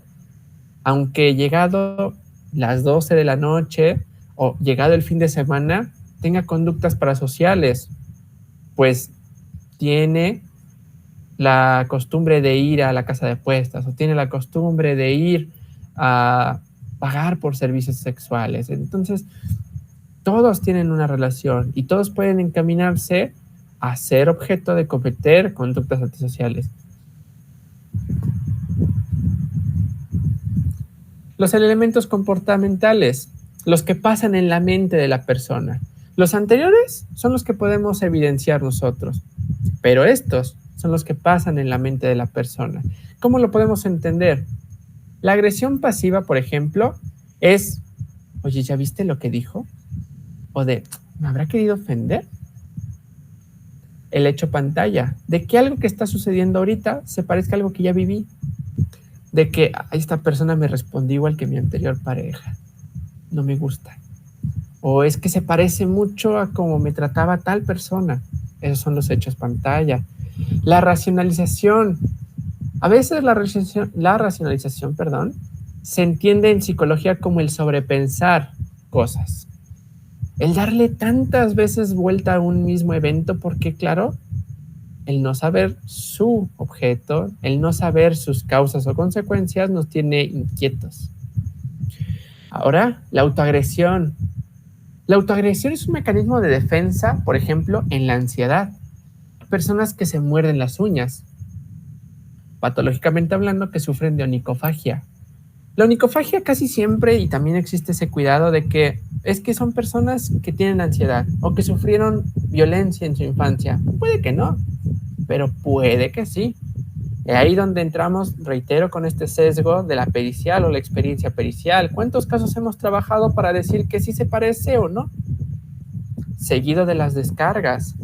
Cómo en ese momento, y lo decíamos en la personalidad, sus actitudes son muestra de su conducta. Cómo al decirle, oye, ¿te gusta el rojo? Al cuestionarlo, al confrontarlo, responde. Hay personas que cuando se sienten frustradas con algo, suelen tirar todo lo que tienen encima de su escritorio. Esa es la descarga. Seguido de los mecanismos de defensa como es el sueño, la ilusión o la fantasía. La fantasía no está mal. ¿Por qué? Porque es lo que nos permite tener una motivación en la vida, saber lo que queremos ser el día de mañana. Pero ¿qué sucede? Pues que hay ocasiones en las que el mecanismo de defensa son sueños completamente inalcanzables. Es ahí donde el mecanismo de defensa saca de la realidad a la persona víctima o a las personas víctimas y les hace ver la realidad con algo que no está realmente sucediendo. Y por último, la conducta. La conducta es el mecanismo de defensa con la que va a recibir o a entender lo que ha venido entendiendo o trabajando anteriormente. En su familia, en su escuela, en su trabajo, en su comunidad. Y cómo esto se va a relacionar con la diapositiva anterior, de cómo esta conducta la vamos a estar viendo implícita en lo que hace, lo que dice, en lo que dice no se parece a lo que hace, etc. Los esquemas de entrevista. No quiero entrar mucho en hincapié a lo mejor con este tipo de complementos, porque van a ser amplios después al paso del tiempo. Pero, por ejemplo, la estructurada es cuando tenemos 10 preguntas estandarizadas por algún instrumento. Se menciona en casos como, por ejemplo, las baterías de la BDI o MoCA. Los BDI son para identificar rasgos de ansiedad y si se preguntan 10 tenemos que responder. Si aplicamos MoCA, es aplicar una entrevista bajo los conceptos de MoCA sin extendernos en el camino. Ahora, si nosotros ya tenemos trabajado una entrevista, por ejemplo, de 5 características, una familiar, una social, una laboral, una académica, etcétera, pues esas 5 vamos a aplicar. Pero, ¿qué sucede con la semiestructurada? Es aplicar esas 5 preguntas e ir improvisando más en el camino. Si, por ejemplo, yo le pregunto, ¿cómo fue su educación secundaria? Y esa es la pregunta que viene en mi manual, y algo me llama la atención, puedo permitir una segunda pregunta completamente improvisada, creada en el momento. ¿Por qué el segundo año de preparatoria o de secundaria es la que más le costó trabajo? Y trasladando esa semiestructura con un concepto de relaciones, ahora entender cómo podemos improvisar en el camino con preguntas. ¿Qué es lo que pasa? Cuando nosotros no tenemos conocimiento de la víctima o no tenemos conocimiento de con quién vamos a dirigirnos, lo mejor es hacerla mayormente no estructurada. Claramente conocer de datos biológicos, de ciertas características, pero al final nosotros vamos a hacer la pregunta 1, 2, 3 y todas nos vamos a estar realizando de manera improvisada. Por medio de nuestra experiencia, claro. Pero es objetivamente responsabilidad del entrevistador cuántas realice y con qué virtud o con qué finalidad las plantee. La entrevista no estructurada es, por ejemplo, cuando no tenemos conocimiento de la víctima, pero, sabemos el delito.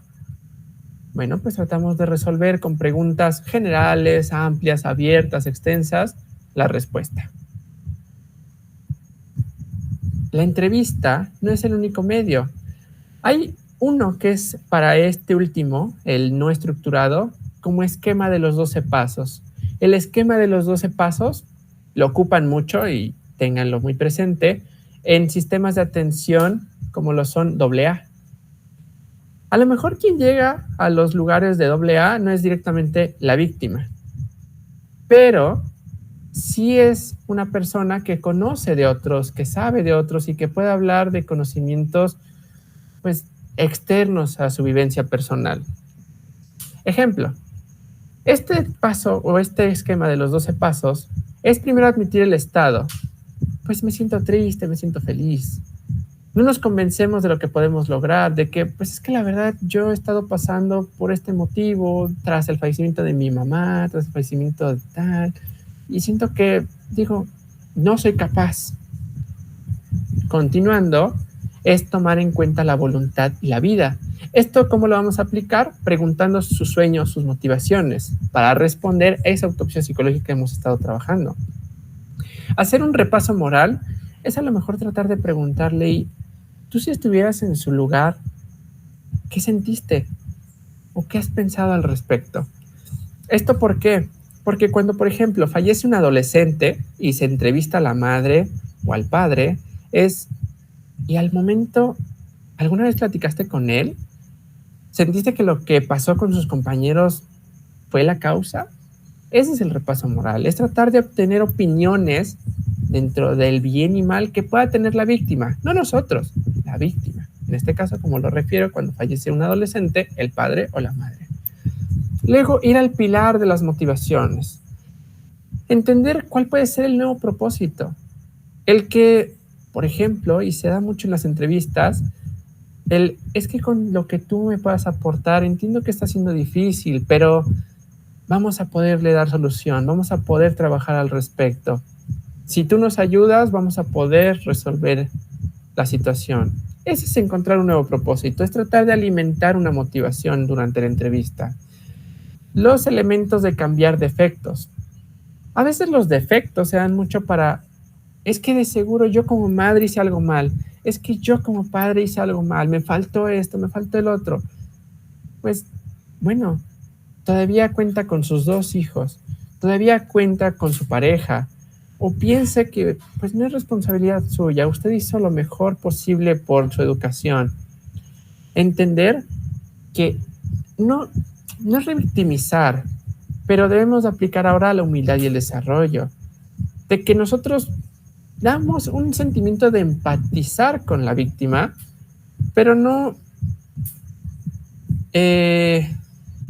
dañarse entre sí, no dañarse con los demás. De mis criterios, mis prejuicios no aplican en esta respuesta. Regálenme 2 minutitos, una disculpa.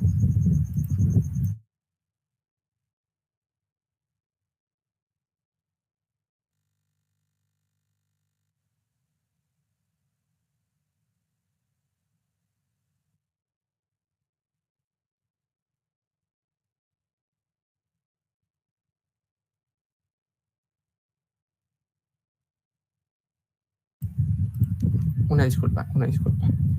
El listado de fallos y correcciones es un poquito con lo que estamos hablando de los defectos, lo que suele haber en la opinión de las personas, lo que está para bien o para mal, vista de lo que hizo, de sus acciones, de su conducta.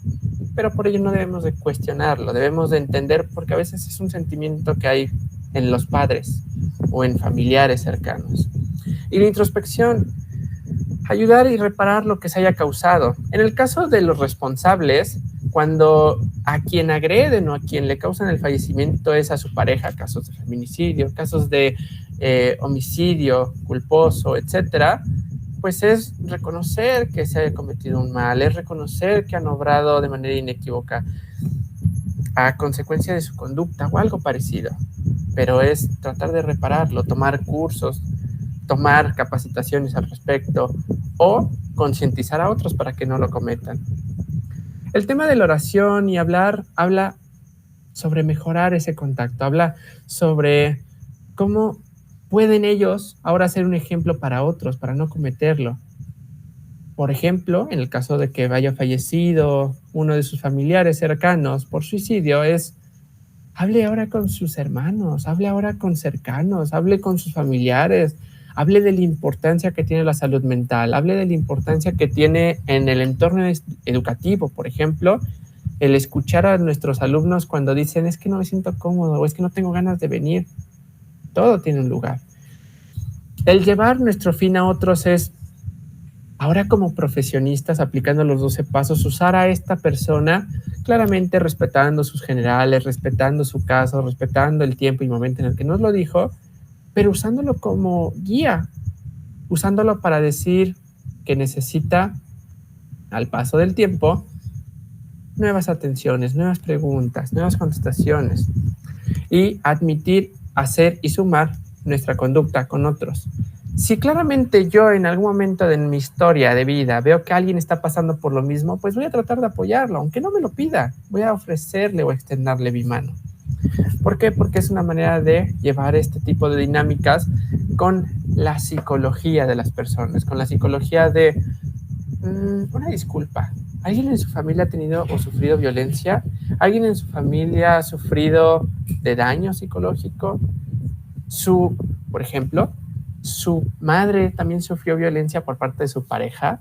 Ese tipo de preguntas es la introspección. Ese tipo de preguntas es resumir y alienar conceptos al momento.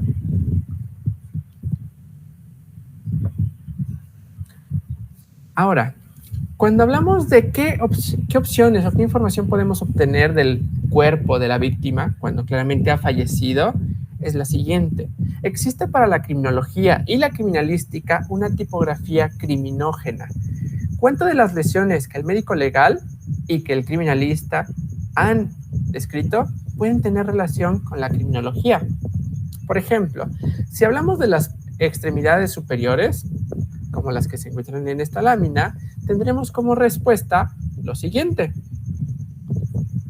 Que si hay una lesión a la altura de la cabeza, significan el intelecto, el razonamiento, la personalidad, el poder, el tiempo y la frialdad del responsable que lo comete.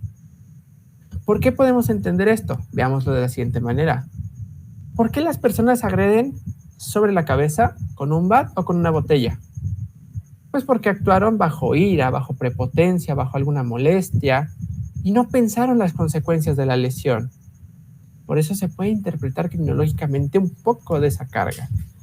Si las lesiones son, por ejemplo, identificadas en el cabello, pueden ir de la mano de los pensamientos, los sentimientos, la secrecía, la rivalidad, la impotencia y la frustración. Del cabello, la que más se parece en la mayoría de lesiones es la impotencia. ¿Dónde lo podemos identificar? Porque la persona terminó jalando, estrujando el cabello de la otra. Porque hubo una impotencia, porque no hubo tiempo para pensar, para sentir, o porque existió una rivalidad.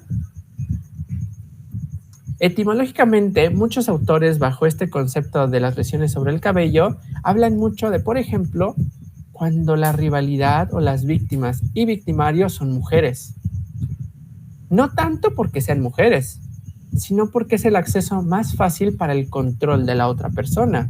El cabello es largo, es frondoso y al ser tan fácil de manipular puede generar estas lesiones.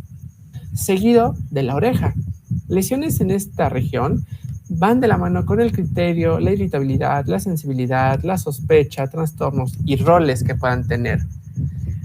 Pueden las lesiones en la oreja estar muy relacionadas, por ejemplo, con la irritabilidad. Personas que se encuentran al momento de la agresión del factor detonante molestas ya. Y incluso, para entender un poco más de la tipografía criminógena en la oreja, vamos a un caso mexicano, el caso del Mocha Orejas, donde su rol como parte de toda una familia de secuestradores dio pie a generar ese control. A su criterio, era una manera de afectar o amenazar a sus víctimas. La ceja era una manera de desinhibir, de controlar, de dañar, de hacer confuso el desempeño de los demás. Después de todo, se suele dar mucho en agresiones dirigidas igual a la cabeza. Cuando se lesiona, por ejemplo, y esto es conjunto, el ojo, la nariz y el cuello, pueden ser la percepción, la agresividad y los impulsos. Ejemplo, en el ojo es para evitar la percepción. En de algún momento se tenía la creencia de que los cuerpos de las personas fallecidas tenían en el iris lo último que vieron. Y si esto el responsable lo tenía en mente, pues era quitarle el reconocimiento de su persona. Si se daña la nariz, son personas que tienen una carga agresiva muy alta. Y después de todo también puede ir de la mano con el cuerpo de la víctima. ¿Cómo? ¿Cuántas personas tienen el tabique desviado causa de una agresión? Es esa la tipografía criminógena de la nariz. En el cuello, ¿por qué se toma o se sujeta el cuello de la víctima? Pues para hacer uso de sus impulsos, el control, o para mantener bajo mi poder a la víctima, para estrujarla o estrangularla en algún momento. El mentón puede ser causa del miedo, la subestima, la falsedad, la fantasía, la dependencia. Dañar el mentón es, por ejemplo, controlar a la persona. Es tener incluso conocimientos de que yo puedo dominar sobre ella, yo soy más que ella. El caso de los hombros, la boca y la manzana de Dan, existe una tensión, una superioridad en los hombros, o una mentira y un consumo en la boca. Suele darse mucho de que cuando el tema conflicto es algo que me dijo, la lesión se encuentra en la boca. La lesión se encuentra a la altura de los labios, incluso en alguna de las piezas dentarias. ¿Por qué? Porque fue por algo que dijo, fue por algo que me causó irritabilidad y yo generé la agresión. Esas no son las únicas regiones de la tipografía. Hay rastros también por la tipografía criminógena. Establecer una característica de dónde estas regiones corporales pueden tener otras características del responsable. Ejemplo, si agreden el tórax, agreden los brazos, las nalgas o estas regiones genitales y los muslos, van a tener consigo diversos motivos. En el tórax, el estómago y el ombligo, por causa del ego, por causa de la superación, las emociones. Por ello que cuando haya golpes o cuando haya, por ejemplo, apuñalamientos en esta región, sea por ello, por el ego y la superación. Cuando haya lesiones en los brazos, las manos y los dedos, es por manipular y controlar al otro, porque lo estoy sujetando y haciendo de mi poder como víctima. En las regiones genitales va mucho de la mano con temas de la sexualidad, las preferencias o esa conducta parasocial que tiene el agresor, el responsable. Si ahora vemos todas las extremidades inferiores, desde el muslo hasta los pies, son temas de contradicción, de lazos, de raíces. ¿Cómo podemos llevarlo a cabo? Con casos de familia. Por ejemplo, algunos azotes o alguna manera de controlar a la víctima en estas regiones van de la mano porque es un control de padre e hijos, entre hermanos o consanguíneos. La tipografía criminógena es una manera de interpretar a veces el causal de las lesiones o el por qué lo llevo a cabo. ¿Cómo podemos entenderlo ahora dirigiendo a casos prácticos? Por ejemplo, les planteo algo. Tenemos el cuerpo de una víctima, aún no sabemos en dónde fue identificado, pero llega con nosotros. Tenemos que entender que estas lesiones que hemos venido entendiendo, que esto que nos dicen testigos, que esto que nos dicen familiares, en casos de homicidio calificado, hay temas por confirmar. Para que haya un homicidio calificado debe de haber alguna de estas condiciones: alevosía, ventaja, premeditación, traición, odio o brutal ferocidad en alguna de las entidades mexicanas. Por ejemplo, habrá alevosía cuando se actúe de manera en la que se sabe que va a haber un daño. Si yo golpeo a alguien y sé que va a causar un daño, es alevosía. Entonces, ¿cómo entender a veces la alevosía? Si se acompaña con algo, si se acompaña de un cuchillo, de un objeto, de algo. ¿Por qué? Porque aunque yo sepa que va a tener consecuencias, aún así lo hice como responsable. La ventaja es cuando haya una superioridad instrumental física simultánea. ¿Cómo se puede relacionar al tema? Si yo soy una persona de mayor estatura, ya llevo una ventaja.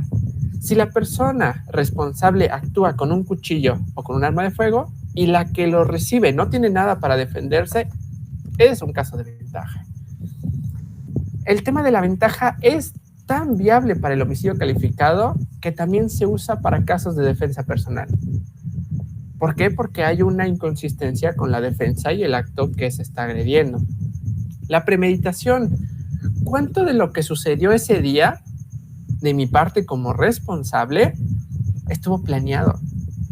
Y esto lo vamos a ver con los lugares de intervención, que es el último de los temas.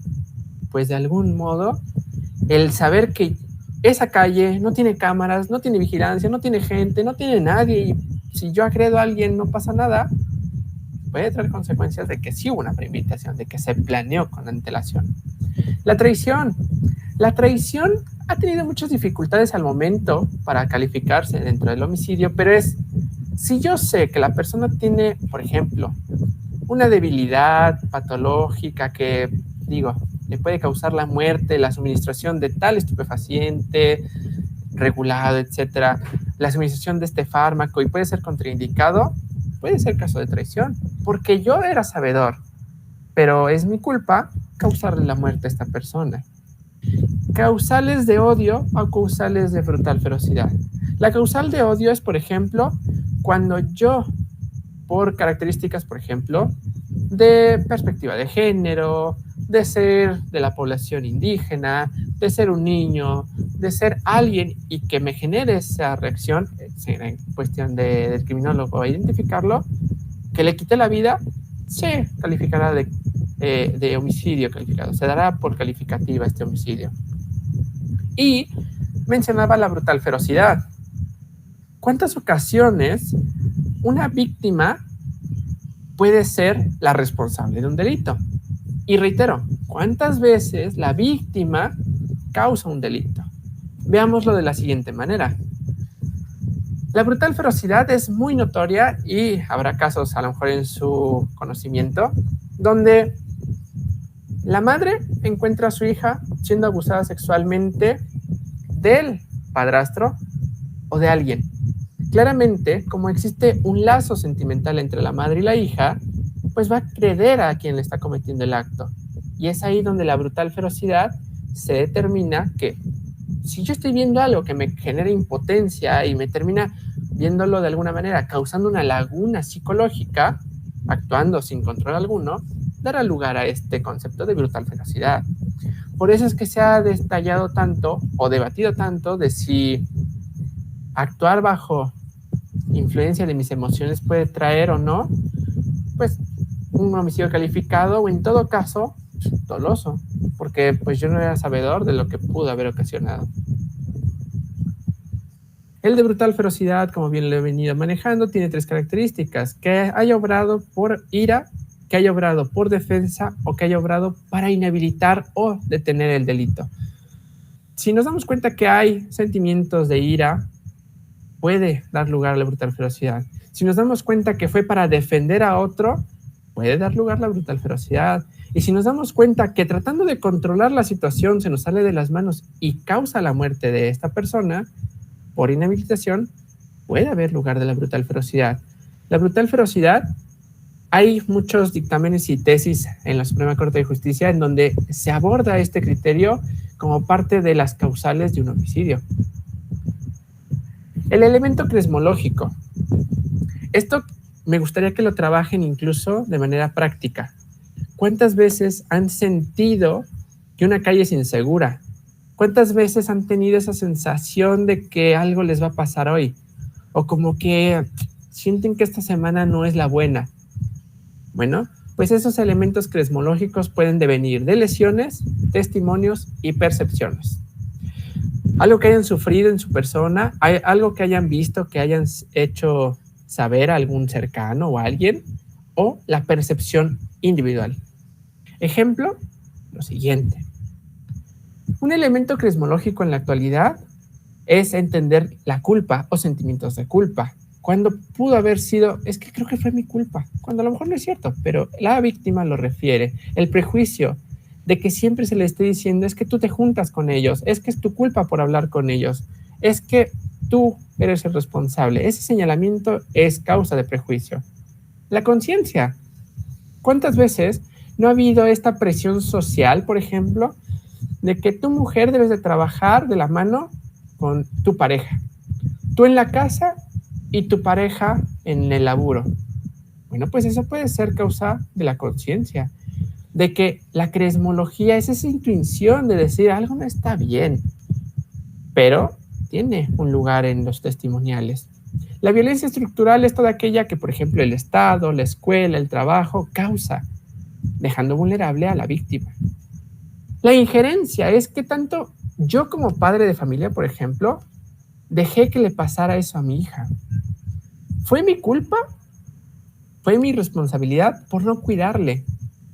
Bueno, pues es ahí donde entran ciertos datos de injerencia, de que de seguro fue por mí, de seguro fue por algo que dije. O la inobservancia, de que en un ámbito escolar se pregunte, oiga, ¿sabe usted de lo que le estaba pasando al adolescente, de que estaba siendo violentado por sus compañeros y ahora fue orillado a cometer suicidio? No, pues con la pena, pero voy a sancionar a la escuela porque no tomó cartas en el asunto. El elemento crismológico es entender el factor del Estado, como lo puede ser la familia, la escuela, el ámbito laboral. Entender su escenario personal, qué piensa, qué hace, qué desarrolla constantemente. Y su aviso intuitivo, como lo puede ser de no me siento con confianza, me siento algo triste y creo que algo puede sucederme. La criminalística hasta el momento dota en estos elementos. Este va a ser como su elemento de conclusión. Todo lo que hemos venido hablando en generales, véanlo desde factores de riesgo y factores de protección, factores que le llevaron a sufrir y factores que le llevaron a prevenir. Y sin más, a ser estáticos y su aprendizaje social. Recordemos que la criminalística, para finalizar, también puede entender la escena pura y real o las montadas y las falsas. Los espacios que en algún momento policía nos dice es abierto, es cerrado, es mixto. Lugares que por indicios son primarios, secundarios, intermedios o de abandono. Cambios para esa escena montada o falsa que pueden ser amañados, que pueden ser simulados, que pueden ser de ritual, que pueden estar dañados por la actividad de nuestro responsable. Y entender qué factores son importantes de esa escena, cuáles pueden prevenirnos y cuáles causan los riesgos. Para entenderlo mayor, este punto A, este punto B, cambios y factores, veámoslo de la siguiente manera para finalizar. Aquí vienen cuáles van a ser abiertos, cuáles van a ser cerrados y mixtos. Abiertos, un parque, un lugar en donde todos puedan concurrir, un espacio cerrado, una casa, un domicilio. Un espacio, un espacio mixto, como lo puede ser un mall, una plaza, algo donde pueden entrar muchas personas, pero se puede cerrar para nuestra intención. Nuestro estudio por relevancia. Se entenderá por lugar primario aquel donde haya sucedido el evento. Se entenderá por lugar secundario aquel donde haya indicios del evento primario, como por ejemplo el domicilio del agresor. Y puede entenderse como estudio intermedio a la ruta que siguió el agresor, a el lugar que siguió el intermedio y pues qué ruta siguió, cómo siguió a la víctima, dónde la encontró, vivían cerca, no vivían cerca. El escenario primario termina siendo donde ocurre el delito, pero puede ser también donde inicia la investigación por parte de un policía. El espacio de estudio montado puede ser cuando amañamos una carta post-mortem de que yo quiero suicidarme, pero ¿y si esa carta no la hizo la víctima? Si estamos simulando que se suicidó cuando no es cierto. Por ejemplo, dense cuenta en esta imagen rápidamente que es yo quiero hacer de mi voluntad perder la vida, pero lo único que está hecho de su puño y letra es la firma. ¿Quién les dice que esa realmente la hizo quien se suicidó? Y no fue realmente una causa de homicidio. Un estudio montado puede ser cuando simulamos, caso como se los decía, el surco por parte de pues, esta lesión, esta atadura en el cuello. Y bien, la simultánea de un ritual. Hay un caso, y esto me gustaría que lo veamos con la siguiente diapositiva, la semiótica del crimen. Un lugar simulado es cuando entendemos que ese espacio, que esa carga y ese contexto en que sucede todo tiene un origen. Les dejo investigar el caso de Charles Manson, donde Charles Manson pues, motivó a que cometieran homicidio a otros, usando como dictamen o como discurso la canción de Helter Skelter, que en español sería algo como desordenado o fuera de lugar. Sin más, esta semiótica del crimen es cómo vamos a entender el lugar. no tan solo el cuerpo de la víctima y lo que nos han dicho sus familiares o lo que nos ha dicho el policía o lo que nos han dicho todos, sino también interpretar cómo esa semiótica del crimen funciona, cómo el lugar en donde estamos trabajando tiene tanto valor. La imagen de espacial creo que es contundente y alguna o varias veces hemos visto cómo esos valores que se les da a un objeto, que se les da a una imagen visual, pues tiene contundencia para otros. En el domicilio de estas personas que cometieron el homicidio de Helter Skelter, en la masacre de Cielo Ripe, es que tenían imágenes de Charles Manson, lo idolatraban al paso del tiempo. Dando por último que ese contexto, por medio de la canción en el 68, trajera a este lugar del crimen. No me queda nada más que agradecerles por su presencia, no me queda nada más que agradecerles por este tipo de elementos y me gustaría que lean estos casos